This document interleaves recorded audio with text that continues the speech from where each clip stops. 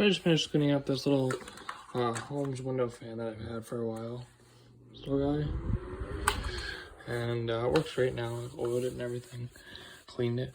A lot of you people are wondering how to remove these little extender clips when you're cleaning it, because I see some comments on Amazon saying, oh, they're difficult to remove. They're actually not. Let me show you. You don't need any tools. You pull the clip out all the way like this. You grasp the clip until it clicks. Then you pull back on the clip. And it comes out like that. Do it with this one. Pull it out until it clicks. Pull back here, grasp, and it comes out. To put them back in, you do this side first, top first, then click. Do this side first, top first, and click. There you go. Easy. There you go. That's how you do the clips on a Holmes window fan. Thanks for watching. See you in the next one.